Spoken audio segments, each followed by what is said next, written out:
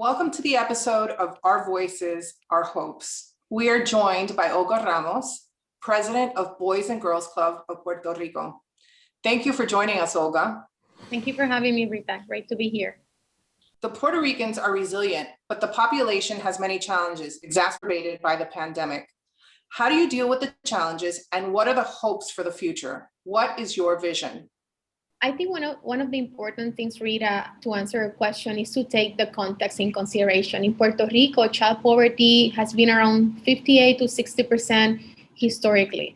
So I think that within that condition, and also considering we were hit by 2 hurricanes 3 years ago, and then most recently on 2020, the earthquakes, and now with the pandemic, I think when you look at those situations in the context of poverty of our communities, it's easier for us to try to find that solution to address the issues or the main needs that our families have.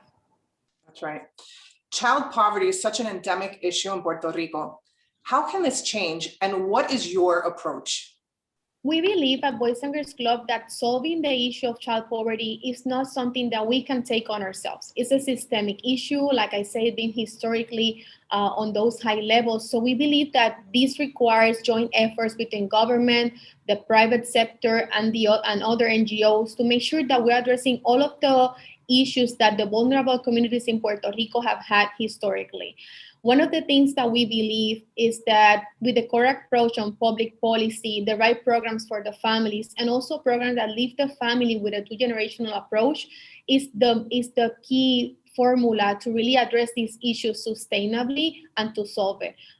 We have worked on a plan to address this, and we believe that with all of these components in place, we can reduce child poverty in half in 10 years.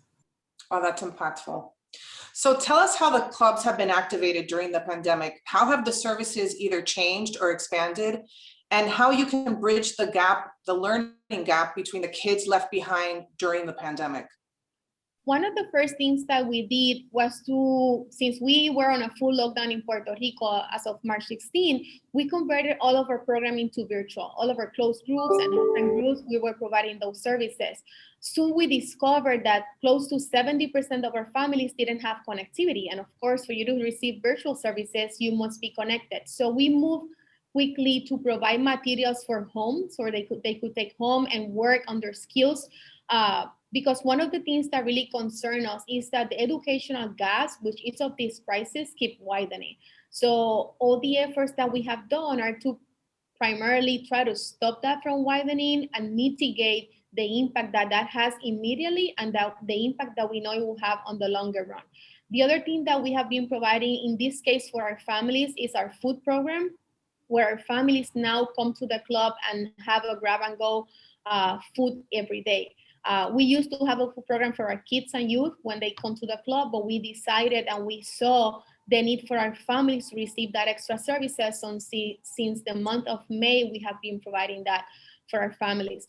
Most recently, we have opened our clubs partially to allow the kids and youth to come in our facilities and be able to connect to the virtual classes from school. So we are opening at 7:30, and then we continue services until we close our virtual doors at 8 o'clock.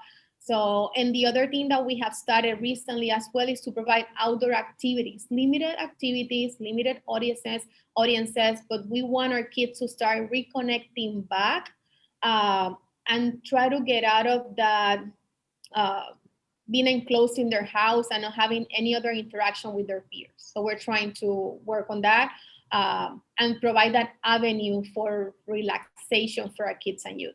So now changing topics a little bit. As a mother and a wife, how have you been able to manage through this crisis? It's been tough, but I have learned that I have to take one day at a time. Also, I have learned that I have to know and be clear who's on my team, be it family, be it friends, be it the staff, and being vulnerable. As a leader, I have to be able to be open as everybody else has opened their personal spaces, to be on camera, to be working remote. I think that it's important for me with my staff to be vulnerable about the issues that are of my concern, also being open to listen to what their concerns are and provide that flexibility and the space for my team, who I need on the table to be able to solve these issues, to be able as well to solve their personal issues and be at ease with those situations. So I think it's been for me a very good effort to be teamed with my staff beyond what we have to do on a daily basis with our programming. We are so happy to support the clubs with this video series. What message do you want to share with the marketing and media industry executives watching this episode today? I believe, Rita, these are great times for companies. This is a great time for media companies to tell the story. I believe there's a part on the corporate responsibility efforts that is what companies normally do, but I believe that these situations bring opportunities for companies to really insert themselves and collaborate to solve bigger systemic issues. And instead of just thinking about the normal corporate responsibility efforts, think about what is the level of partnership that is required, what is the level of involvement that is required, so you can really see things moving along, moving forward, and solving issues for good, to leave families out of poverty, to provide kids and youth with tools for them to be able to insert themselves in the workforce development is something that is not a one-year effort. It's something that has to be considered within the continuum of time and invest a generation, like I say, so we can see long-term results. Thank you, Olga, for this excellent conversation. And thanks for everyone for watching the episode of Our Voices, Our Hopes, a series produced by Beat TV for the benefit of the Boys and Girls Club of Puerto Rico. I hope you will be joining Disney in supporting this wonderful organization. Thank you, Rita, for this great effort, for being supporting us. And thank you, Andy, for being such a great advocate of the organization and the work that we do. Thank you. We're blessed to have you. Thank you, Olga. And to find out more, visit bgcpr.org.